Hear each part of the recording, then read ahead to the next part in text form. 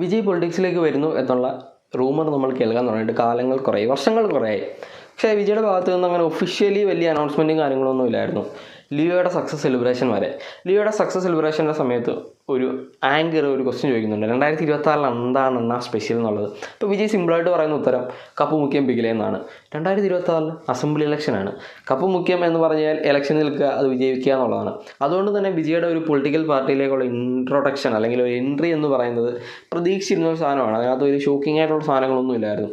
അങ്ങനെ ഫൈനലി വിജയ് തൻ്റെ പാർട്ടിയുടെ പേര് അനൗൺസ് ചെയ്തിട്ടുണ്ട്. തമിഴ് വെട്രിക്കഴകം എന്നാണ് ആ ഒരു പാർട്ടി നെയിം വരുന്നത്. പക്ഷേ ഇന്നത്തെ ഷോക്കിംഗ് ന്യൂസ് ഇതൊന്നും ആയിരുന്നില്ല. വിജയ് ഈ ഒരു അനൗൺസ്മെൻറ്റിന് ശേഷം അടുത്തൊരു അനൗൺസ്മെൻറ്റ് ചെയ്യുകയാണ്. ദളപതി 69 ആയിരിക്കും വിജയുടെ ലാസ്റ്റ് സിനിമ. അതായത് ആക്ടിങ് കരിയർ അവിടെ അവസാനിപ്പിക്കുകയാണ്. ഇപ്പോൾ ചെയ്തുകൊണ്ടിരിക്കുന്ന ആ ഒരു വെങ്കട് പ്രഭു സിനിമ കഴിഞ്ഞു കഴിഞ്ഞാൽ ഒരു കാർത്തിക് സുബ്ബരാജ് സിനിമ കൂടി വരുന്നു അതിനുശേഷം. അല്ലെങ്കിൽ ഇപ്പോൾ കമ്മിറ്റ് ചെയ്തിട്ടുള്ള സിനിമകൾ മാത്രമേ ഇനി ചെയ്യുന്നുള്ളൂ, പുതിയ പ്രോജക്റ്റുകളൊന്നും എടുക്കുന്നില്ല. ആക്ടിങ് കരിയർ അവിടെ അവസാനിപ്പിക്കുകയാണ്. അത് ഭയങ്കര ഷോക്കിംഗ് ആയിട്ടുള്ള ന്യൂസായിരുന്നു. കാരണം ഓരോ വിജയ് സിനിമ ഓരോ വർഷം വരുമ്പോഴും അല്ലെങ്കിൽ വിജയ് സിനിമ അനൗൺസ് ചെയ്ത് കഴിഞ്ഞ ഓരോ അപ്ഡേറ്റുകൾ വരുമ്പോഴും നമുക്ക് കിട്ടുന്ന ഒരു അഡ്രിനാലിൻ ലക്ഷ്യം എക്സൈറ്റ്മെൻറ്റും ഒക്കെ ഉണ്ട്. അതായത് വേറൊരു ആക്ടറിൻ്റെ സിനിമയും നമ്മൾ തിയേറ്ററിൽ പോയി ഇത്രയും അഡ്രിനാലിൻ ലക്ഷ്യം കിട്ടി ഇത്ര എക്സൈറ്റിംഗ് ആയിട്ട് കണ്ടിട്ടുള്ള ഒരു ആക്ടറുമില്ല. ഇപ്പം ലാലേട്ടനുണ്ട്, അത് കഴിഞ്ഞാൽ ഒരു അന്യഭാഷാ നടൻ എന്നുള്ള രീതിയിൽ ആരുടെയും നമുക്ക് അത്ര എക്സൈറ്റിംഗ് ആയിട്ട് തോന്നിയിട്ടില്ല. ഇപ്പോൾ വിജയ് ഫാൻ അല്ലെങ്കിൽ കൂടി, വിജയ് ഫാൻ അല്ലാത്ത ഒരാളാണെങ്കിൽ കൂടി വിജയുടെ സിനിമകൾ കാണാനായിട്ട് ഫസ്റ്റ് ഡേ വരുന്നു. അത് ഭയങ്കര എന്തൊരു ആഘോഷമായിരുന്നു വിജയ് സിനിമകൾ എന്നുള്ളത്. അപ്പം അത് പെട്ടെന്നൊരു ദിവസം നിലയ്ക്കുന്നു എന്ന് പറയുമ്പം അതിപ്പോൾ വിജയ് ഫാനായാലും തമിഴ് ഫിലിം ഇൻഡസ്ട്രിക്കാണ് ഭയങ്കര ഷോക്കിംഗ് ആയിട്ടുള്ള ന്യൂസാണ്. കാരണം വിജയ് എന്ന് പറയുന്ന നടൻ തമിഴ് സിനിമയിൽ ഉണ്ടാകുന്നൊരു ഇൻഫ്ലുവൻസ് ഉണ്ട്. അതായത് ഓരോ വിജയ് സിനിമകൾ ഇറങ്ങിക്കഴിയുമ്പോഴും ആ ഒരു ഇൻഡസ്ട്രിയുടെ സ്കീമാറ്റിക്സ് തന്നെയാണ് മാറുന്നത്. പൃഥ്വിരാജ് ഒരു സമയത്ത് പറഞ്ഞതാണ്, അത്രയും അധികം ബിസിനസ്സാണ് വിജയ് സിനിമകളിലൂടെ കിട്ടുന്നത്. ഇപ്പോൾ ഒരു പ്രൊഡ്യൂസറെ സംബന്ധിച്ച് നോക്കുകയാണെങ്കിൽ 100-200 കോടി ഒരു സിനിമയ്ക്കകത്ത് ഇൻവെസ്റ്റ് ചെയ്ത് കഴിഞ്ഞാൽ സെക്യൂറായിട്ട് ആ ഒരു പൈസ തിരിച്ച് കിട്ടും എന്നുറപ്പുള്ളൊരു നടനായിരുന്നു വിജയ്. ഇപ്പോൾ വിജയ് സഡൻലി ഈ ഒരു അഭിനയം നിർത്തുകയാണെന്നുണ്ടെങ്കിൽ ആ ഒരു തമിഴ് സിനിമയുടെ സ്കീമാറ്റിക്സ് തന്നെ മൊത്തത്തിലൊരു ചേഞ്ചസ് ആണ്. ഒരു പിടിച്ചടയ്ക്കലാണ് തമിഴ് ഇൻഡസ്ട്രിക്ക് അവിടെ ഉണ്ടാകുന്നത്. കാരണം ഒരു 200-300 കോടി ബിസിനസ് ചെയ്യാൻ ഇപ്പം രജനീകാന്തിനെയൊക്കെ ഇങ്ങനെ ജയിലർ പോലെ ഏതെങ്കിലും സിനിമ വല്ലപ്പോഴും ഒന്ന് വന്നാലേ, അല്ലെങ്കിൽ വിക്രം പോലുള്ള സിനിമ വന്നാലേ, അല്ലാണ്ട് കൺസിസ്റ്റൻ്റായിട്ട് ഓരോ സിനിമകളിലും 100-200 കോടിയൊന്നും കിട്ടുന്ന ഒരു നടനും തമിഴ് ഇൻഡസ്ട്രിയിൽ ഇപ്പോൾ ഇല്ല എന്നുള്ളതാണ്. അതിപ്പം ആരെ വേണമെങ്കിലും നമുക്ക് എടുത്തു പറയാം, ശിവകാർത്തികനായാലും സൂര്യ ആയാലും ധനുഷ് ആയാലും ഇപ്പം ആരെടുത്ത് നോക്കിയാലും. ഇനി ലോകേഷ് ഡയറക്ടർ എന്നുള്ള രീതിയിലൊരു സിനിമ കൊണ്ടുവന്നിട്ട് ഇങ്ങനെ വലിയ ഹിറ്റ് ഉണ്ടാക്കുന്നതല്ലാണ്ട് ആരുമില്ല. എല്ലാവരും സൈഡായി. ഇപ്പോൾ അജിത്തിനെയൊക്കെ നോക്കുകയാണെങ്കിൽ അജിത്ത് ടൂറും കാര്യങ്ങളും ഒക്കെ ആയിട്ട് നടക്കുകയാണ്. രജനീകാന്തിന് പ്രായമായി. കമലഹാസൻ നമുക്കറിയാവുന്നതാണ്. വിക്രം ഒഴിച്ച് കഴിഞ്ഞാൽ വേറൊരു സിനിമയിലും അങ്ങനെ വലിയ പെർഫോമൻസും കാര്യങ്ങളും ഒന്നും ഉണ്ടായിട്ടില്ല. അപ്പം വിജയിലാണ് തമിഴ് ഇൻഡസ്ട്രി നിലനിന്ന് പോയത്. അതായത് വിജയ് എന്ന വൻമരം വീണ് കഴിഞ്ഞാൽ പിന്നെ തമിഴ് ഇൻഡസ്ട്രിയില്ല, നട്ടല് പോയ ഒരു ഇൻഡസ്ട്രിയായി മാറും തമിഴ് ഇൻഡസ്ട്രി. അപ്പം ഇതൊക്കെ മുന്നിൽ കണ്ടുകൊണ്ടാണോ വിജയ് ഇങ്ങനൊരു തീരുമാനം എടുത്തതെന്ന് അറിയില്ല. അതോ വിജയ് ഒരു പാർട്ടിയുടെ എൻട്രിക്ക് വേണ്ടിയിട്ട്, ഒരു പൊളിറ്റിക്കൽ എൻട്രിക്ക് വേണ്ടിയിട്ട് ഇങ്ങനെ ഒരു അനൗൺസ്മെൻറ്റ് ചെയ്തതാണോ എന്നും അറിയില്ല. എന്തായാലും ഈ ഒരു വലിയ അനൗൺസ്മെൻറ്റ് ഭയങ്കരമായിട്ട് മൊത്തത്തിലൊരു സിനിമാ ലോകത്തെ തന്നെ മൊത്തത്തിലൊരു പിടിച്ചുലക്കലാണ്.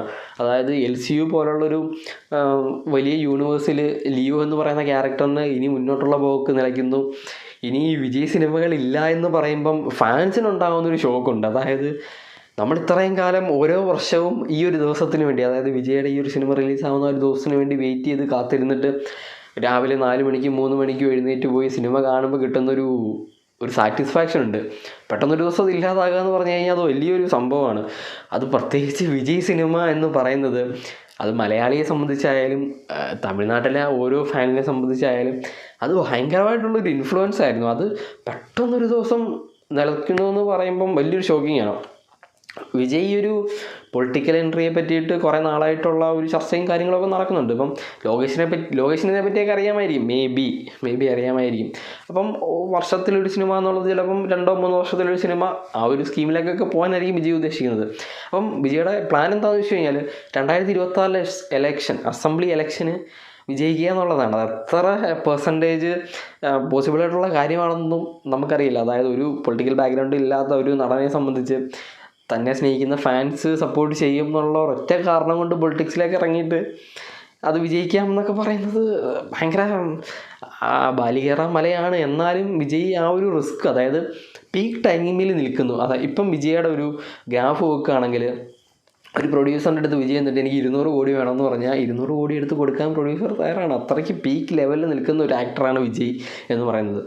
ആ ഒരു സമയത്ത് കരിയർ വേണ്ട, ഞാൻ ഫുൾ ടൈം പൊളിറ്റിക്സിലേക്ക് ഇറങ്ങുന്നു.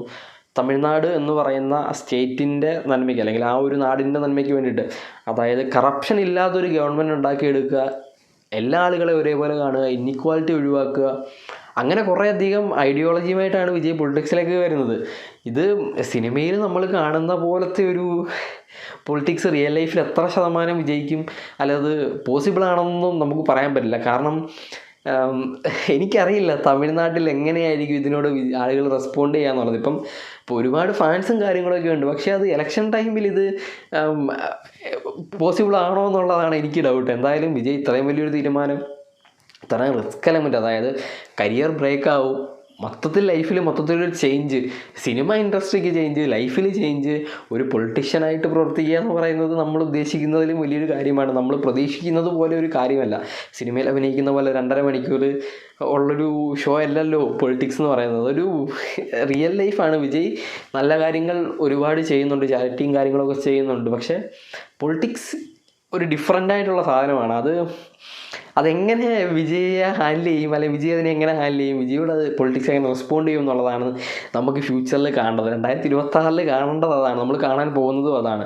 അപ്പം ഈ ഒരു കരിയർ ബ്രേക്ക് ചെയ്യുന്നതിനോട് എനിക്ക് വലിയ യോജിപ്പൊന്നുമില്ല. കാരണം കരിയർ ബ്രേക്ക് ചെയ്യാതെ നമുക്ക് പൊളിറ്റിക്സിലേക്കൊക്കെ എൻ്റർ ചെയ്യാം, അല്ലെങ്കിൽ പൊളിറ്റിക്സിൽ സജീവമായിട്ട് പ്രവർത്തിക്കാം. ഇപ്പം ഒരു സിനിമ അല്ലെങ്കിൽ 2 വർഷത്തിലൊരു സിനിമ എന്നുള്ളതൊക്കെ ആക്കുകയാണെങ്കിലും സമയം ഒരുപാടുണ്ടല്ലോ.